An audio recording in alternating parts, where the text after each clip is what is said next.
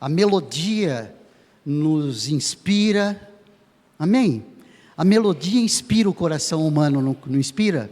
A música já, essa melodia, as notas, enfim, e as letras das músicas, principalmente as letras das músicas, quando exaltam o nome do Todo-Poderoso. Quando também as letras das músicas falam de todo esse conteúdo revelatório de Deus, desde o Antigo Testamento até agora, porque Deus se revelou a nós, por isso é que nós conhecemos um pouco dele, porque ele se revelou a nós.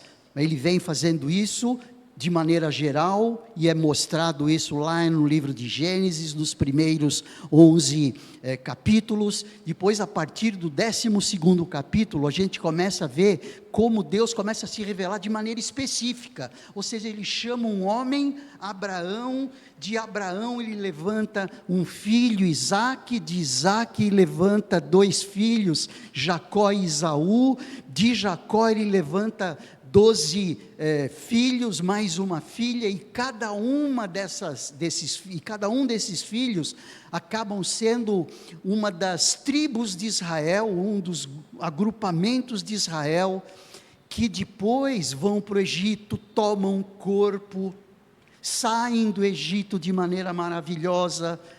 Estou caminhando bem rápido aí em termos de revelação, desde o momento em que Deus começa a se revelar de maneira específica ali com Abraão. Chegam até a terra prometida, a terra que Deus prometeu ao seu povo. Então olha só como Deus levanta uma pessoa, a partir dessa pessoa ele forma um povo.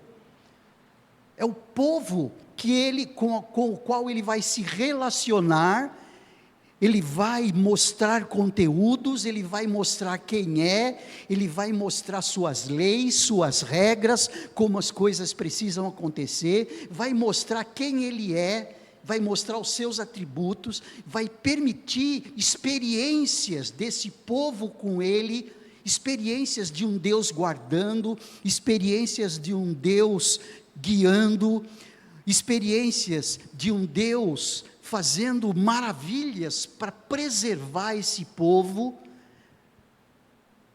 É maravilhoso isso, e todo o Antigo Testamento ele vai nessa direção, e nós louvamos muito a Deus, porque nós começamos a fazer parte de tudo isto. Nós temos falado sobre a cruz. Nós não temos outra mensagem a não ser a mensagem da cruz. Nós somos cristãos e Cristo se ofereceu na cruz para que cada um de nós pudéssemos ser reconciliados com Ele. Esse foi o método de Deus. O próprio Deus tornando-se homem na pessoa de Jesus, e este homem que é Jesus, homem-Deus, porque nasce sem pecado, se aproxima da cruz, se entrega, morre no nosso lugar, mas ressuscita logo depois, fazendo com que nós possamos entender que Jesus venceu a morte ao morrer. Lembram aquele título muito sugestivo daquele livro, né, do John Owen, a morte da morte através da morte de Cristo, ou a morte da morte com a morte de Cristo. Então, a morte de Jesus e a sua ressurreição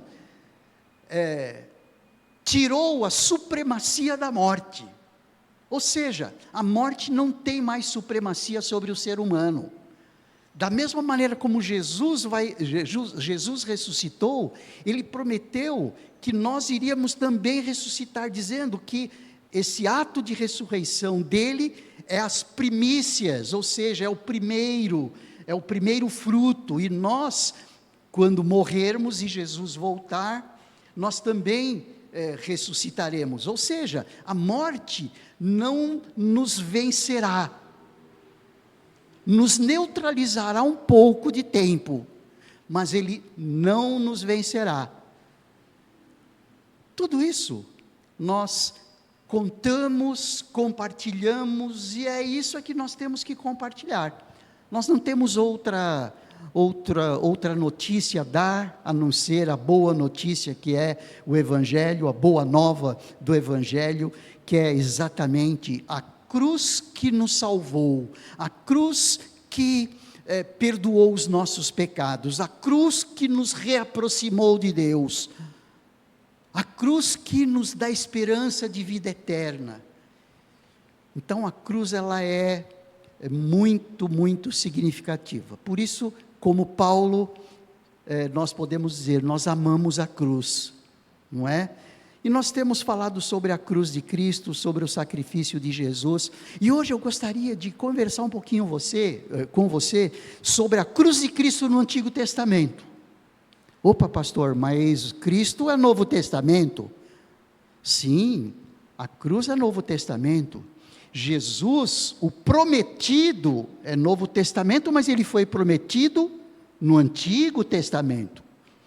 Eu gostaria que você abrisse sua Bíblia em João, no capítulo 5, e vamos ver um pouquinho aí sobre a cruz de Cristo no Antigo Testamento.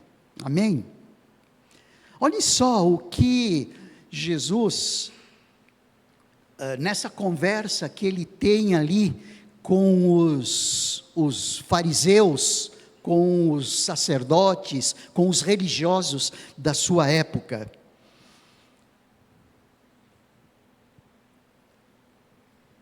Ali a partir do versículo 31 até o versículo 47.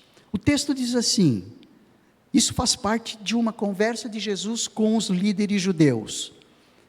Se eu testemunhasse a respeito de mim mesmo, meu testemunho não seria válido. Porque os judeus diziam isso para ele, olha, você testemunha de você mesmo, por isso o teu testemunho não é válido. E realmente é isso mesmo, né? O testemunho, para ser válido, tem que ser dado por alguém, não é? Pensando no conceito natural de testemunho. Testemunho é tem sempre uma outra pessoa dando um testemunho de alguém. E Jesus disse, se eu testemunhasse a respeito de mim mesmo, meu testemunho não seria válido. Mas há outro que também testemunha sobre mim, e eu lhes asseguro que tudo o que ele diz a meu respeito é verdadeiro. Vocês enviaram investigadores para ouvir João Batista, tá bom? João evangelista, falando aqui de João Batista, para ouvir João, e o testemunho dele sobre mim é verdadeiro. Claro que não tenho necessidade alguma de testemunhas humanas, mas digo estas coisas para que vocês sejam salvos. João era como uma lâmpada que queimava e brilhava, e por algum tempo vocês se empolgaram com a mensagem dele. Mas eu tenho um testemunho maior que o de João, as obras que eu realizo. Jesus estava falando das obras que ele realizava. Ele curava doentes, ele expulsava espíritos maus, ele andava sobre as águas, ele ressuscitava pessoas. As obras de Jesus mostravam quem ele era, ou seja, suas obras, além de João, que testemunhava, como diz lá no início de João, do Evangelho de João, João Batista dizendo acerca de Jesus, eis aí o Cordeiro de Deus que tira o pecado do mundo. Um testemunho de João, mas além do testemunho de João, o testemunho das obras que ele realizava. E o texto continua ali no versículo 36. O Pai me deu essas obras para concluir, e elas provam que ele me enviou. E o Pai que me enviou testemunhou, ele próprio ao meu respeito. Vocês nunca ouviram sua voz, nem ouviram pessoalmente, e não têm sua mensagem no coração, pois não creem em mim, aquele que foi enviado por ele.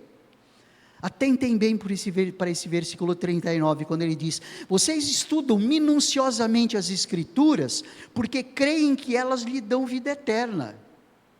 Jesus não estava discutindo e dizendo que não é isto, Jesus estava dizendo, e é isso mesmo, mas, olha o adendo que Jesus faz, De novo, vocês estudam minuciosamente as Escrituras, eles estavam certos, porque creem que elas lhe dão vida eterna, eles estavam certos. Mas Jesus faz o adendo que as Escrituras apontam para Ele, as Escrituras apontam para mim, e no entanto, vocês se recusam a vir a mim para receber essa vida. Sua aprovação não vale nada para mim, pois eu sei que o amor a Deus não está em vocês. Eu vim em nome de meu Pai, e vocês me rejeitaram. Se outro vier em seu nome próprio, em seu próprio nome, vocês o receberão. Não é de admirar que não possam crer, pois vocês honram uns aos outros, mas não se importam com a honra que vem do único Deus. E ele estava falando dele, a honra que vem do único Deus tem a ver com o testemunho que Deus está dando dele. Eis o meu filho amado em quem me comprazo, ali no batismo de Jesus, quando o Pai fala, o Espírito Santo aparece como uma pomba, e Jesus ali, formando aquela trindade, e Deus testemunhando de Jesus, eis o meu filho amado em quem eu me comprazo. Então nós vemos aí vários testemunhos. Mas não sou eu quem os acusará, versículo 45, diante do Pai. Moisés os acusará, sim, Moisés em quem vocês põem sua esperança. Se crescem de fato em Moisés, creriam em mim, pois ele escreveu a meu respeito. Contudo, uma vez que não creem naquilo que ele escreveu, como crerão no que eu digo? Então esse texto, ele mostra claramente que desde o Antigo Testamento já se fala de Jesus, já mostra quem Jesus é. No Novo Testamento é até fácil a gente entender todo esse processo de quem é Jesus, não é mesmo? Porque nós vimos a coisa muito claro. Por que nós vimos a coisa muito claro? Porque o próprio Deus se apresentou na cruz, ou seja, o ser humano viu Deus na pessoa de Jesus. Jesus é o Emanuel, é o Deus conosco, é o Deus feito carne, e que precisaria ser nessas condições, ou estar nessas condições, para que ele morresse e driblasse a morte. Quem é que pode morrer e driblar a morte, senão o próprio Deus? Ser humano nenhum consegue morrer e driblar a morte, por isso é que precisava ser Deus, e Deus, como nós, encarnado, Deus, 100% Deus, 100% homem, para se apresentar na cruz, sofrer pelos nossos pecados, derramar o seu sangue pelos nossos pecados, para nos tornar próximo de Deus. Então, tudo isso fica bem tranquilo quando nós olhamos da perspectiva do Novo Testamento, ou seja, é alguém olhando do Novo Testamento. Agora, alguém olhando lá do Antigo Testamento, fica mais difícil de ver a cruz lá no Antigo Testamento, de ver Jesus no Antigo Testamento. Por isso nós somos privilegiados. Nós somos muito privilegiados. Mas o meu objetivo aqui hoje é a gente olhar lá para o Antigo Testamento e ver em que momentos, ou em quais momentos, não em que momento, porque são muitos, em quais momentos, ou pelo menos não são todos, mas alguns deles, nós podemos ver a cruz lá no Antigo Testamento. Nós podemos ver Jesus lá no Antigo Testamento. Vamos começar pelo começo. Quando nós olhamos um texto lá no Antigo Testamento, eu vou pedir para você abrir aí a sua Bíblia, ali no capítulo 2 de Gênesis, e a gente vai ver algo bem antes do ser humano como nós conhecemos. O que nós vamos ver agora é algo que tem a ver com o propósito de plenitude que Deus nos criou. Deus não nos criou para que nós fôssemos como nós somos, pecadores, indignos, doentes, em todos os sentidos, doentes fisicamente, doentes emocionalmente. doentes espiritualmente, maus. Deus não nos criou com esse objetivo. Quando nós olhamos ali no capítulo 2 de Gênesis, ali no capítulo 2, antes do pecado, porque veja só, é o capítulo 3 que menciona o primeiro pecado, quando o homem pecou, foi quando ele mudou a sua estrutura, ele teve a sua estrutura mudada, porque o homem antes disso não era como nós conhecemos. Quando nós olhamos o versículo 8, o versículo 7, quando diz, então o Senhor Deus formou o homem do pó da terra, soprou o fôlego de vida nas suas narinas, e o homem se tornou ser vivo. O Senhor Deus plantou um jardim no Éden, para os lados do leste, ali colocou o homem que havia criado. É interessante que jardim do Éden é jardim das delícias.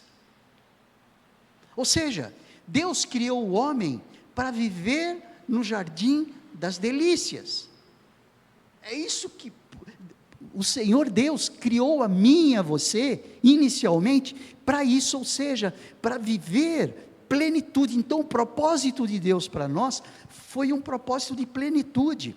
E no versículo 9, ele diz, o Senhor Deus fez brotar do solo árvores de todas as espécies, árvores lindas que produziam frutos deliciosos, e que é muito mais dos frutos deliciosos que nós experimentamos nos tempos de hoje, depois do pecado, porque a natureza era uma natureza perfeita, porque com o pecado a natureza também pagou o preço, pagou o ônus do pecado. Quando Deus mostra aqui no versículo 8, isso é muito mais do que história, é muito mais do que geografia, existe qualidade em cima disso, existe qualidade feita de Deus, e Deus faz tudo que é melhor, na nossa direção. Ele plantou um jardim no Éden, e colocou o homem ali que havia criado. O Senhor fez brotar do solo árvores de todas as espécies, árvores lindas, que produziam frutos deliciosos. No meio do jardim colocou a árvore da vida, a árvore do conhecimento do bem e do mal. Da terra do Éden nascia um rio que regava o jardim, e depois se dividia em 4 braços, 2 deles a gente conhece, 2 não. O primeiro braço, chamado Pison, rodeava toda a terra de Havilá, onde existe ouro. O ouro dessa terra é tão grande pureza, é de grande pureza. Lá também há resina aromática e pedra de ônix. O segundo braço, chamado Gion, que também nós não conhecemos, rodeava toda a terra de Cuxi.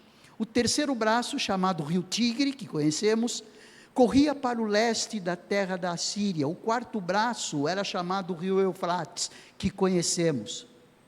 E o Senhor colocou o homem ali para cultivar, para tomar conta dele, para comer à vontade, como diz o texto, versículo 16, coma à vontade dos frutos de toda árvore do jardim.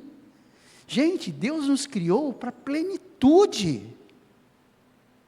Não tem como nós falarmos na cruz, se a gente não fala no propósito de plenitude que Deus tinha para conosco, mas citando que o homem, por causa da rebelião, ele pecou, e nós viramos o que somos. Nós viramos o que somos. A pré-condição para que o homem continuasse se deliciando na terra das delícias, que era a presença de Deus, tanto é que quando o homem pecou, ele se escondeu, e Deus estava no jardim, e falava, você Adão, onde está? Ou seja, a vivência era no mesmo ambiente, como se fosse no mesmo ambiente. Eu não sei como era essa dimensão, tá bom? Não dá para a gente saber. Era uma dimensão diferente dessa. O ser humano está longe de Deus, ele está afastado de Deus, porque por conta do pecado, capítulo 3 mostra aí como o homem pecou, como o homem se rebelou contra Deus, porque a serpente fala assim, Deus falou para você não comer isso, porque o dia que você comer, você vai ser igual a ele. Eva arregalou os olhos, opa, vou ser como Deus. Então o pecado não foi comer a maçã, e muito menos a maçã é o sexo. A rebelião é quem foi o elemento que jogou o homem para onde ele está agora. Por isso o homem morre. Capítulo 3, a gente vê lá no final, não é? Quando ele diz, com o suor do seu rosto, falou para o homem, você obterá alimento até que volte à terra da qual foi formado, pois você foi feito do pó e ao pó voltará. Ele colocou algumas maldições para a serpente, para a mulher e para o homem, para Adão. A característica de Adão e Eva é que eles passariam a morrer. Ou seja, eles começaram a viver na nossa dimensão de vida, porque eles foram expulsos do paraíso. Tanto é que no capítulo 3, a partir ali do versículo 22, o texto diz, então o Senhor disse, vejam, agora os seres humanos se tornaram semelhantes a nós, pois conhecem o bem e o mal. Se eles tomarem do fruto da árvore da vida e dele comerem, viverão para sempre. Para impedir que isso acontecesse, o Senhor Deus os expulsou do jardim do Éden, os expulsou do jardim das delícias, e Adão passou a cultivar a terra da qual tinha sido formado. Depois de expulsá-los, colocou querubins a leste do jardim do Éden, e uma espada flamejante que se movia de um lado para o outro, a fim de guardar o caminho até a árvore da vida. Então o que nós vemos aí, é o homem que foi criado para viver no mesmo ambiente de Deus, para viver no jardim das delícias, para viver a plenitude com que Deus tinha formado o homem, por causa da rebelião, foi expulso da presença do homem. Adão, depois do pecado, tinha nossa mente pecaminosa. É difícil a gente segurar nossos pensamentos, não é não, gente? Fala sério. A gente não precisa nem falar muito das nossas características pecaminosas, porque cada um se conhece. Minha cabeça, minhas vontades. É interessante isso.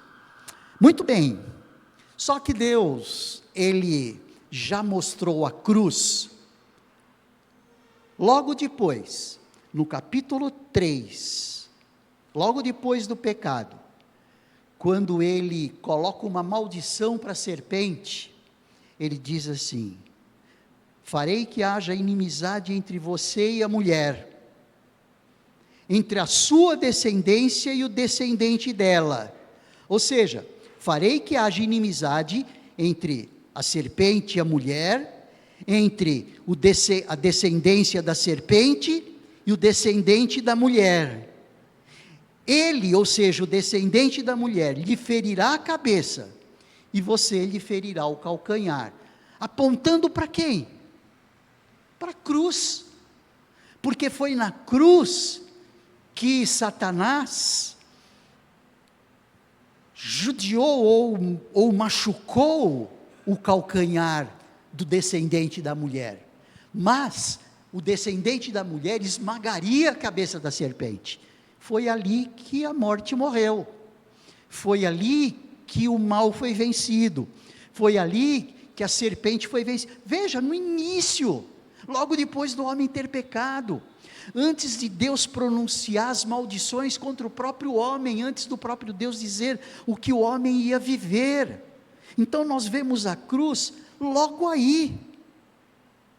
Nós vemos a cruz, quando nós olhamos o versículo 7 do capítulo 3, você está com o texto aberto aí, não é? Isso ajuda bastante, tá bom? Ali no capítulo 7, no capítulo 3 do versículo 7, quando ele tomou o fruto, comeu, o Adão, né? Depois deu, a Eva, depois deu ao seu marido que estava com ele, e ele também comeu. Naquele momento seus olhos se abriram e eles perceberam que estavam nus. Por isso costuraram folhas de figueira umas das outras, para se cobrirem, e se esconderam. Ou seja, eles perceberam que eles estavam nus e tentaram arrumar a situação. Eles arrumaram um avental para se cobrir, e o texto fala que eles costuraram folhas de figueira. Mas quando a gente vê a cruz de Cristo nisso, quando no versículo 21, lá na frente, diz assim: e o Senhor Deus, não aceitando a roupa que eles tinham tecido, o Senhor Deus fez roupas de peles de animais para Adão e sua mulher. Ou seja, Deus é que veio com a providência, Deus é que veio com a provisão, Deus é que veio com a solução.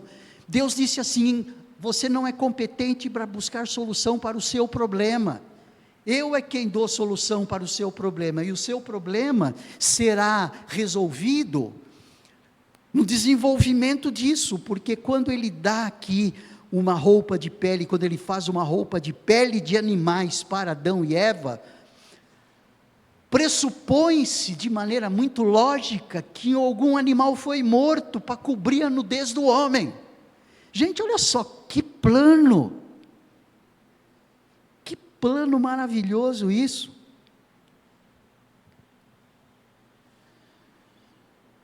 Tudo isso nós já vemos um grande vislumbre da cruz no Antigo Testamento. Existem muitas figuras no Antigo Testamento apontando para a cruz. Uma delas está lá no capítulo 6 de Gênesis, no versículo 17 e 18.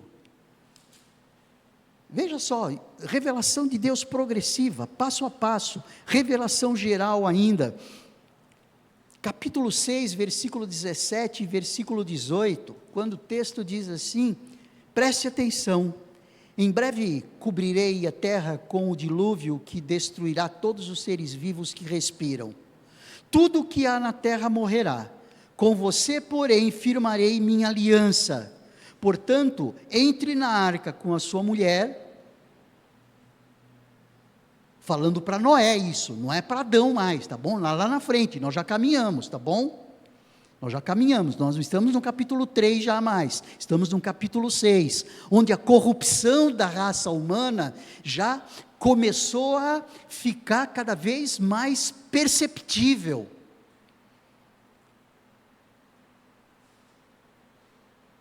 E aí ele diz: tudo que há na terra morrerá, com você, falando para Noé, porém, firmarei minha aliança. Portanto, entre na arca com a sua mulher, seus filhos e as mulheres deles. Leve na arca com você um casal de cada espécie de animal selvagem e doméstico, um macho e uma fêmea, para mantê-los com vida. Um casal de cada espécie de ave, de cada espécie de animal, e de cada espécie de animal que rasteja pelo chão virá até você, para que mantenha com vida. Noé fez tudo exatamente como Deus lhe havia ordenado, versículo 22. Noé construiu a arca, ele levou 100 anos para construir essa arca. A obediência de Noé o salvou. Então, o que nós percebemos aí? É uma figura da salvação que através da obediência há salvação.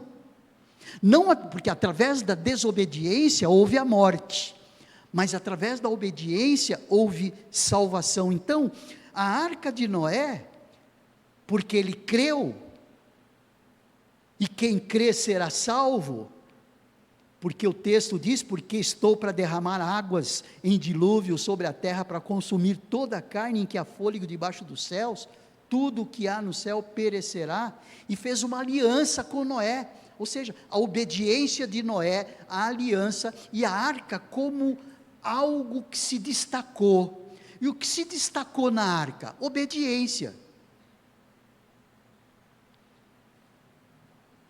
Houve muita gozação, imagino, muita pilhéria na direção de Noé, num lugar longe do mar ou longe de rio, ele construindo uma arca enorme, 1 quilômetro e tralalá, 1,3 km, 1.300 metros, em torno disso, enorme. Imagine a pilhéria do povo, imagine a gozação do povo. Então, o que a gente percebe aí, é que a arca de Noé, foi um elemento de salvação, que foi motivado pela obediência, e foi motivado por uma aliança que Deus fez. Essa é chamada aliança noética. Tem a aliança adâmica, aquela aliança que Deus fez com Adão, que não foi cumprido. Tem a aliança noética, essa que Deus fez com Noé, para quê? Para que através de Noé e dos seus filhos, da sua família, houvesse uma nova humanidade. Então fiquem sabendo, você é descendente de Noé. Mas o que nós vemos aí, é uma figura, essa é uma figura histórica, de algo real, apontando para o quê? Para a salvação. Quando nós olhamos a igreja, no sentido dela ser a comunidade de salvos, a comunidade dos regenerados, como nós vimos na escola bíblica hoje, nós vemos um cumprimento ou uma extensão dessa figura da arca. É como se a igreja fosse uma grande arca, em que nos acomoda como crentes em Cristo Jesus, como salvos pelo sangue do Cordeiro. Só que é a cruz quem nos salvou, percebe? Esse desdobramento de salvação foi se dando no eixo do tempo, e a cruz foi o elemento principal da revelação. Aqui a revelação era incipiente, era pequena, era imperceptível até, mas era uma das figuras que apontavam para a igreja de Jesus. Uma outra figura que aponta, talvez não para a igreja de Jesus, mas para o povo de Deus, é quando no capítulo 12, a gente já citou aqui hoje, no capítulo 12, Deus chama um homem de Ur dos Caldeus, um lugar onde hoje é mais ou menos Nínive, Iraque, mais ou menos naquela região do Iraque, perto do Eufrates, por ali. Chama um homem ali, e a partir desse homem, ele transforma um povo, ele faz um povo, ele faz nascer um povo através de Abrão ali. Então, no capítulo 12, com esse chamado de Abrão, olha só a expressão disso. O Senhor tinha dito a Abrão: deixe sua terra natal, seus parentes e a família de seu pai, e vá para a terra que eu lhe mostrarei. Farei de você uma grande nação, o abençoarei e o tornarei famoso, e você será uma bênção para outros. Abençoarei os que o abençoarem, amaldiçoarei os que o amaldiçoarem. Por meio de você, todas as famílias da terra serão abençoadas. Eu e a minha família, você e a sua família, são abençoadas na proporção do quanto você faz parte dessa linhagem. Você faz parte dessa linhagem se você for de Cristo. Porque a igreja é formada por pessoas salvas por Cristo Jesus. E Jesus é da linhagem de Abrão, depois passou a ser chamado Abraão. Então o que nós vemos aí é, no Antigo Testamento, um povo iniciado. O que nós vemos aí, além da aliança feita por Deus, nós vemos um povo que começa, e que hoje nós somos descendentes de Abraão, através de Jesus. Abraão gerou um povo, o povo de Israel, o povo de Deus, através do qual ele, Deus, através dos seus relacionamentos com esse povo, se revelou, e essa revelação terminou com a história de Israel, com o que nós temos no Antigo Testamento aqui, a história de Israel. Então, o que nós vemos aí, nada mais é do que figuras no Antigo Testamento, apontando para a cruz o tempo todo, percebe? O tempo todo. Profecias, quase que nominais. Abre sua Bíblia em Isaías capítulo 7. Isaías, no capítulo 7, versículo 14. Essa foi uma profecia quase que nominal. Capítulo 7 de Isaías, alguns já até sabem o texto, não é? Versículo 14 do capítulo 7, quando o texto diz assim, Isaías 7, versículo 14.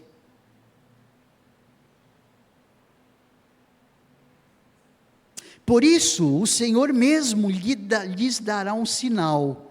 Vejam, a virgem ficará grávida, ela dará à luz um filho, e o chamará de Emanuel.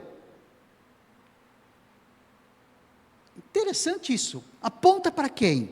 Se nós formos olhar ali Mateus capítulo 1, a gente vê essa mesma expressão, Mateus capítulo 1, ele fala que Jesus é o Emanuel, é o Deus conosco.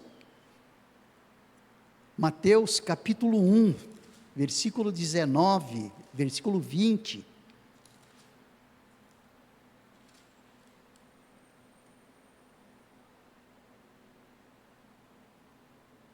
Versículo 20, enquanto ele pensava nisso, ele está falando aqui de José, não é, o noivo de Maria, o noivo da virgem, né? Enquanto ele pensava nisso, um anjo do Senhor lhe apareceu em sonho e disse: José, filho de Davi, não tenha medo de receber Maria como esposa, pois a criança dentro dela foi concebida pelo Espírito Santo. Ela terá um filho e você lhe dará o nome de Jesus, pois ele salvará o seu povo dos seus pecados. Tudo isso aconteceu para cumprir o que o Senhor tinha dito por meio do profeta, e ele se refere a esse texto que nós lemos lá em Isaías capítulo 7, vejam, e o profeta, ele menciona aqui, tudo isso aconteceu para cumprir o que o Senhor tinha dito por meio do profeta, versículo 23, entre aspas, vejam, a virgem ficará grávida, ela dará à luz um filho, e o chamarão Emanuel, que significa Deus conosco. Então, são profecias do Antigo Testamento que apontam para Jesus e apontam para a cruz. É a cruz vista no Antigo Testamento. Algumas pessoas que falam, eu não gosto do Antigo Testamento, eu prefiro o Novo. Como se o Novo é quem fosse o todo da revelação de Deus. Ele é o principal da revelação de Deus, porque mostra o nascimento de Jesus, mostra o ministério de Jesus, mostra a morte de Jesus, mostra a ressurreição de Jesus, é verdade.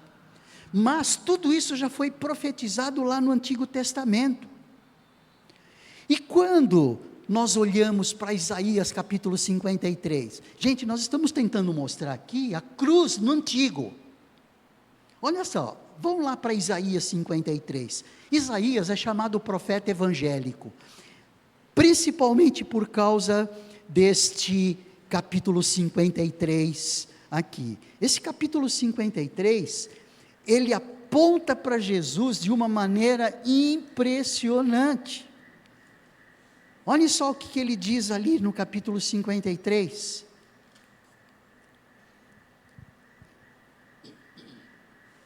A partir do versículo 5, mas ele, vamos ler um pouco antes aqui, vamos ler a partir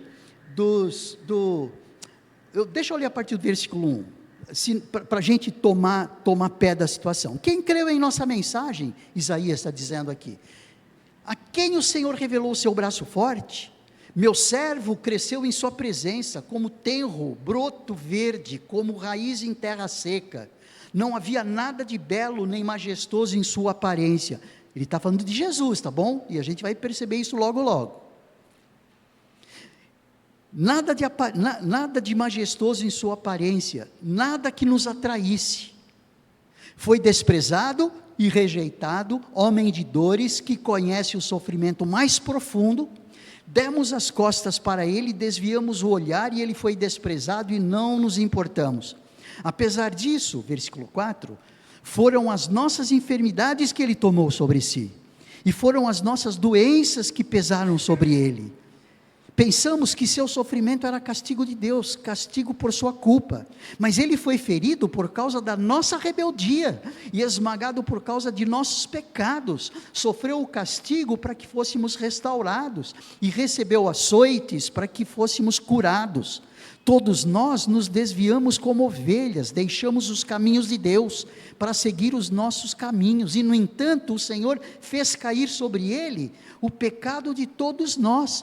Ele foi oprimido e humilhado, mas não disse uma só palavra, foi levado como cordeiro para o matadouro, como ovelha muda diante dos tosquiadores, não abriu a sua boca.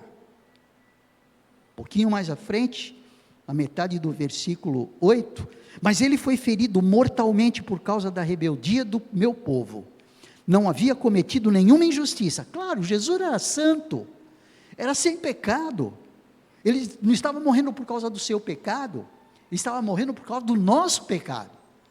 A cruz no Antigo Testamento, João 1,29, o que nós vemos é isso, é João apontando para Jesus, é João Batista apontando para Jesus, dizendo: eis o Cordeiro de Deus, que tira o pecado do mundo. Gente, estamos falando de Isaías ministrou durante 40 anos, por volta de 740 a.C. Olha que coisa estupenda. Mesmo quem não tem conhecimento da Bíblia, mesmo quem não tem conhecimento da palavra, mesmo quem não tem conhecimento das Escrituras, identifica esse personagem como o próprio Cristo. E nós vemos a cruz no Antigo Testamento.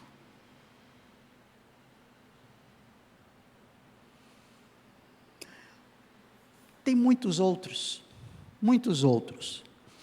O que revelam essas profecias?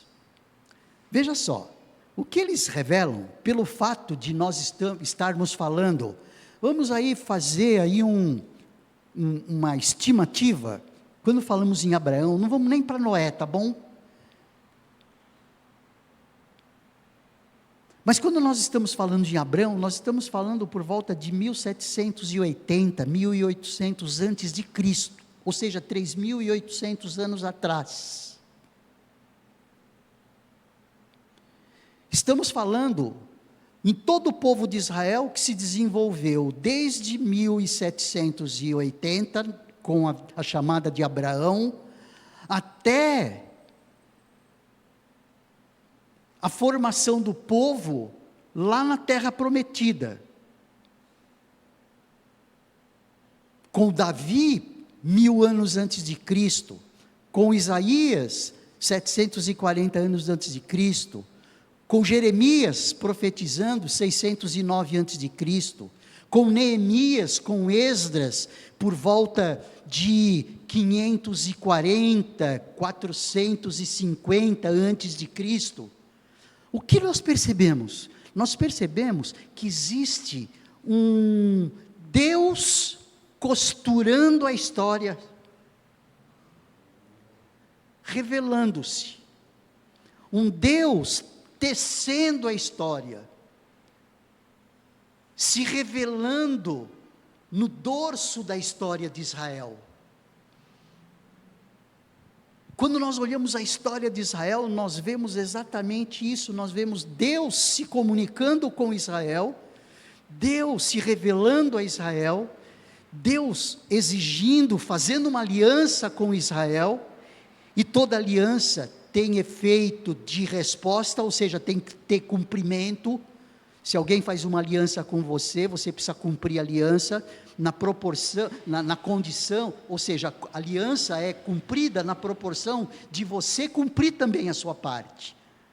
Então Deus se comunicou muito com o povo, e toda a história de Israel mostra exatamente os propósitos de Deus nessa caminhada toda. Então, o que nós percebemos aqui é Deus sendo um agente ativo na história de Israel, em todo o tempo. Até no estabelecimento de Israel em 1948 é propósito de Deus. Não estou dizendo que é propósito de Deus Israel jogar bomba no Iraque, tá bom? Isolem isso. Eu estou dizendo o quê? Que o estabelecimento do povo de Israel, voltando para sua terra, porque eles tinham sido destruídos em 70 depois de Cristo pelo Marechal Tito, de Roma. Os judeus foram dispersos para o mundo todo, e em 1948 o Estado de Israel foi constituído com a aprovação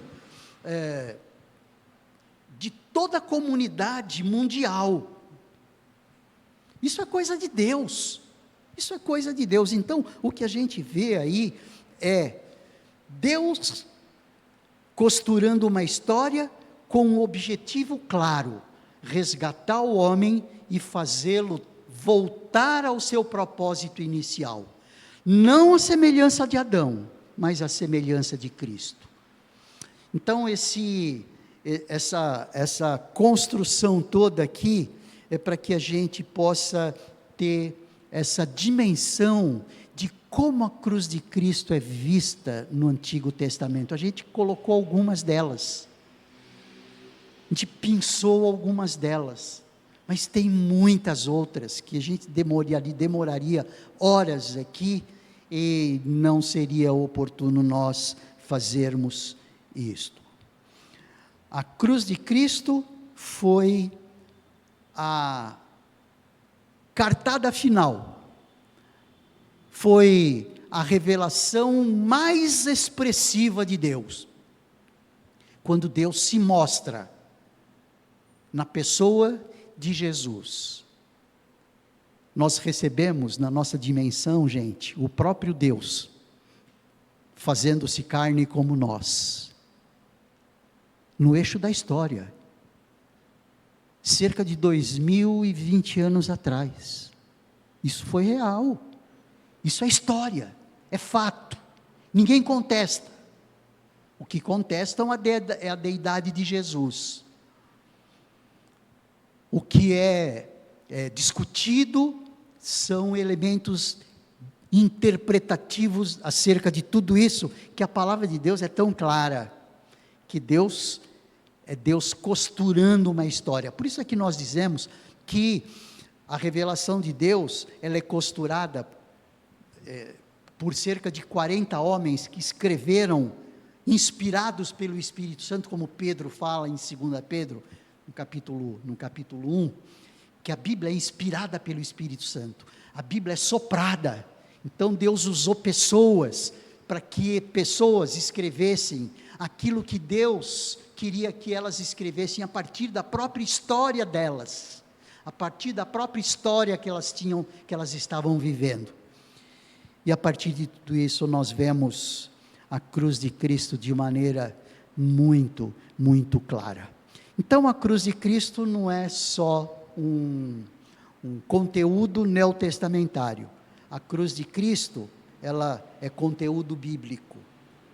A cruz de Cristo está explicitado de maneira muito clara no Antigo Testamento. Por isso, a gente não pode desconsiderar o Antigo Testamento, porque a gente vê a lógica divina, não a lógica humana, a lógica divina, escrevendo a revelação desse próprio Deus através da Bíblia. Por isso algumas pessoas que dizem que a Bíblia foi escrita por homens, é verdade, ela foi escrita por homens, mas inspiradas, sopradas pelo Espírito Santo. E eu tenho certeza que a gente vai entender um argumento muito lógico. Deus é Deus e não permitiria que o homem o enganasse escrevendo coisas que ele não queria que o homem escrevesse. Perceberam isso? Já pensou Deus falando assim: ele escreveu isso, não era isso que eu queria que ele escrevesse. Como eu estou frustrado. Imagina Deus falando isso. Não tem lógica isso. Então Deus permitiu que homens inspirados pelo Espírito Santo escrevesse aquilo que Ele queria que eu e você ouvisse, e que eu e você experimentasse, que essa salvação na pessoa de Cristo Jesus. Isso é que refaz o homem. Isso é que faz com que o homem, que depois do pecado de Adão, começou a morrer e começou a frutificar obras da carne, Jesus vem e se mostra como um novo homem. Quando Paulo fala em 1 Coríntios, no capítulo 15, abra sua Bíblia lá em 1 Coríntios, capítulo 15, a gente já está terminando aqui, só para a gente ter uma noção aí do que o apóstolo Paulo fala. O capítulo 15 fala da ressurreição de Cristo o tempo todo aqui. E ele diz ali assim: mas Cristo, versículo 20 em diante, mas Cristo de fato ressuscitou dos mortos. Ele é o primeiro fruto da colheita de todos que adormeceram. Essa palavra adormeceram é um eufemismo para a morte, é uma substituição para a morte. Uma vez que a morte entrou no mundo por meio de um único homem, agora a ressurreição dos mortos começou por meio de um homem. Assim como todos morremos em Adão, todos que são de Cristo receberão nova vida. Mas essa ressurreição tem uma sequência.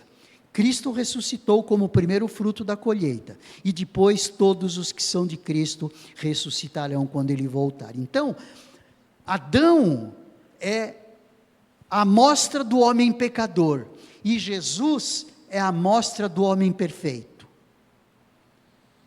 E a cada dia, por ação do Espírito Santo, nós estamos sendo formados à imagem e semelhança de Jesus, tirando todas as nossas imperfeições adâmicas e sendo reconstituídos com a perfeição que Deus projetou inicialmente. Só que enquanto nós estivermos nessa dimensão, na dimensão da carne, nós não vamos conseguir ser parecidos com Cristo. No céu, quando estivermos lá, nós seremos como Cristo. Então a gente vai curtir o quê? Quando nós estivermos depois da ressurreição? Um novo corpo, que muito provavelmente será igual ao corpo que Adão tinha antes do pecado. Percebe? Vivendo no jardim das delícias, com corpo glorificado como Jesus tinha um corpo glorificado. Jesus tinha um corpo glorificado. Ele podia entrar em ambientes fechados, ele poderia estar conversando com alguém, não ser reconhecido, e quando ele queria, num determinado momento ele passou a ser reconhecido. Ou seja, um corpo diferenciado. Todos viram Jesus subir, driblando a lei da gravidade, porque ele não estava mais sujeito à lei da gravidade. Ressuscitado, é assim que seremos. Então a cruz de Cristo, ela é fantástica, por isso é que nós amamos a cruz de Cristo, porque ela mostra para nós um começo, um meio e um fim. Ela mostra para nós que o nosso fim não é a morte física, o nosso fim é não ter fim, é viver a eternidade no jardim das delícias, sendo de Jesus. A cruz de Cristo no Antigo Testamento.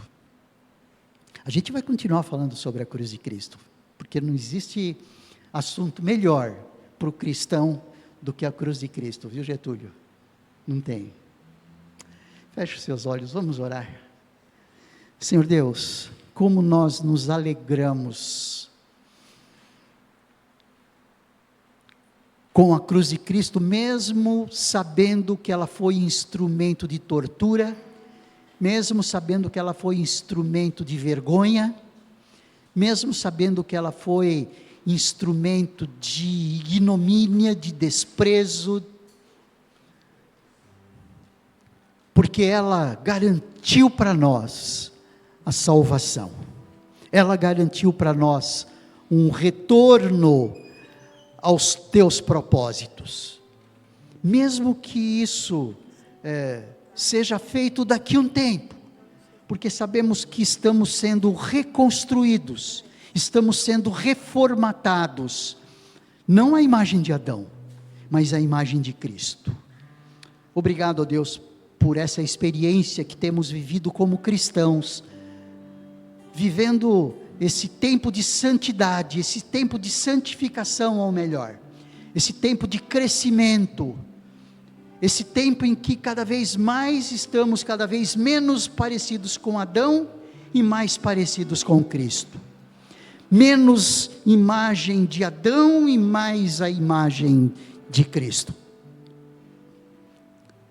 Senhor Deus, que o nosso cristianismo seja marcado pela cruz de Cristo, quanto ao que ela representa para nós. Obrigado, ó Deus. Obrigado por Cristo Jesus na cruz. Temos vida por causa da cruz. Te agradecemos. Em nome de Jesus. Amém. Amém. Vamos ficar em pé, queridos. Vamos cantar.